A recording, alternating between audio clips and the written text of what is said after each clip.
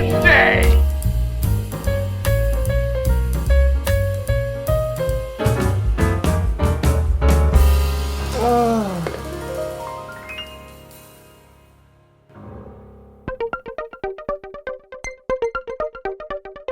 Hello and welcome to Henry Wheeler's Movie Reviews, where I take a look at films I've never seen before, others likely will have done, and continuing a new feature that I did called Disasterpieces. And I thought, why not continue it and talk about a film which is often lumped into the so bad that it's good category, but is more often than not included in the conversation of great films. So I thought this would be quite a difficult one to categorise and to put in either this is great or this is bad.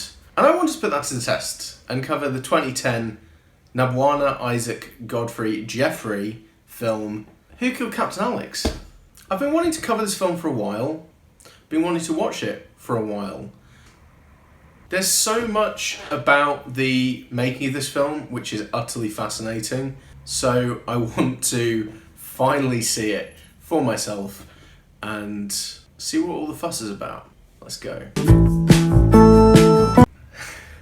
Who Killed Captain Alex is about a Ugandan military leader tasked with taking down a crime boss named Richard, whose criminal organisation, the Tiger Mafia, are controlling the drug business in Kampala, the country's capital. And while out on his mission, he's seduced by a spy sent by Richard and shortly afterwards is murdered. Dun dun dun dun! But no one appears to know who's responsible. Meanwhile, Captain Alex's cousin, Ugandan Bruce Lee, Bruce Yu, a martial arts master, goes out for revenge to find the murderer and take down the Tiger Mafia. And also discover who did kill Captain Alex. Spoiler alert, it's never revealed. Then who killed Captain Alex? Who? This is really one of the most fun experiences I've ever had watching a film. It's ridiculous and absurd, but that's just part of the charm. The visual effects are really amusing given they're not great, and result in some pretty funny shots, such as an attack helicopter flattening a large building. This was inspired by the director Nabwana's love for Hollywood action blockbusters and martial arts films, which surprisingly are a big hit in Uganda. And this particular sequence was inspired by a memory of Nabwana being chased by helicopters during Uganda's civil war as a child. It's also incredible that he has his own movie studio named Hollywood, which he operates within his slum.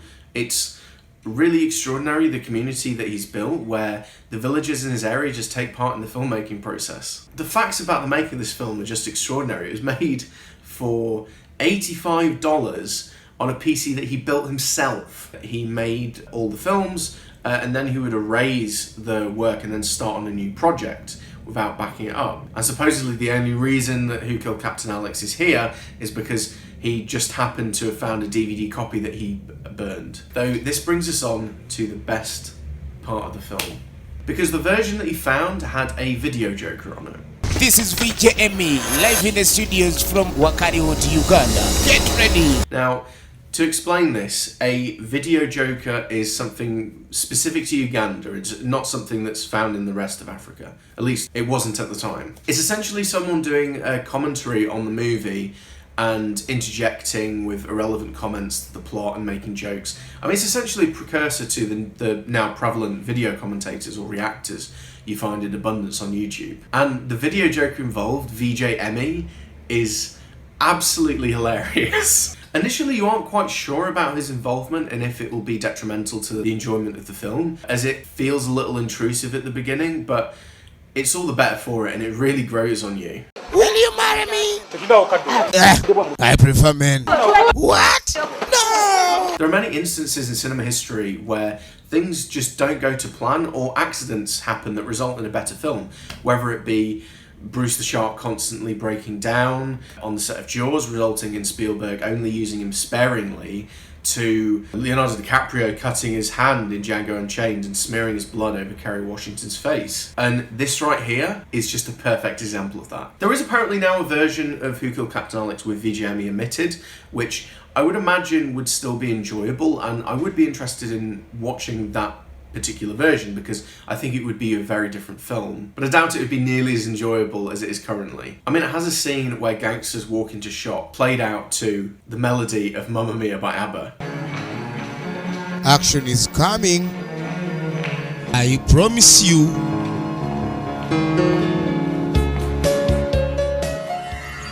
I mean, that is pure cinema.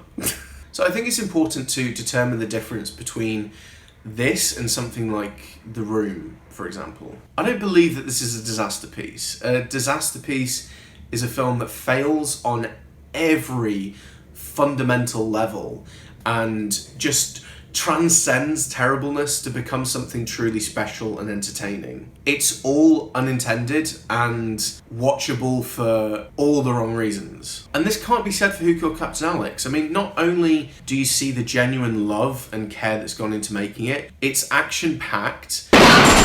Expect the unexpectable. Mamma mia! The action's genuinely exciting. It's very funny, and it's supposed to be. There are quite a lot of jokes in here. Even taking VGME out of the picture, there's some elements of dialogue which clearly is meant to be funny.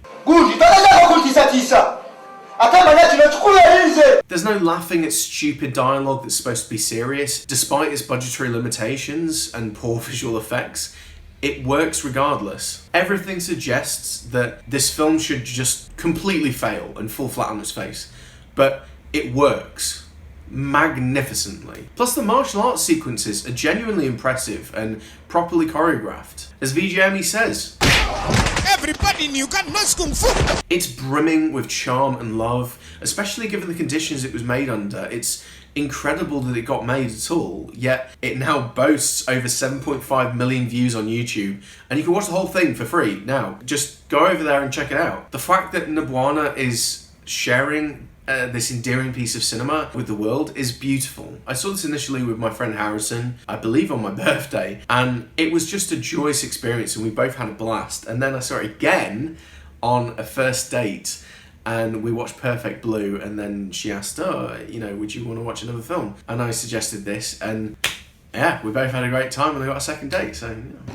What the f? This is unironically one of the best action films ever made, and I genuinely hope that in the years to come it becomes one that gets played as often as the likes of Predator or First Blood. In fact, it's better than both of them.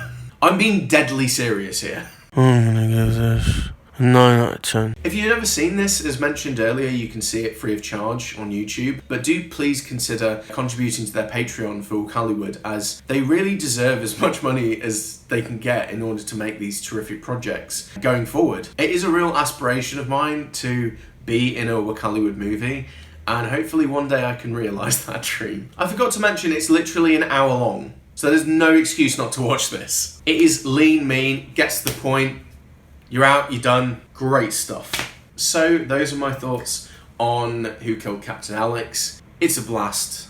Seriously, go and watch it. If you've seen it, let me know what you thought of it in the comments, and you can also like, share and subscribe. Follow me on Letterboxd with more of my musings on cinema. That's all from me. See you all soon. Muaraba. Dinosaurs.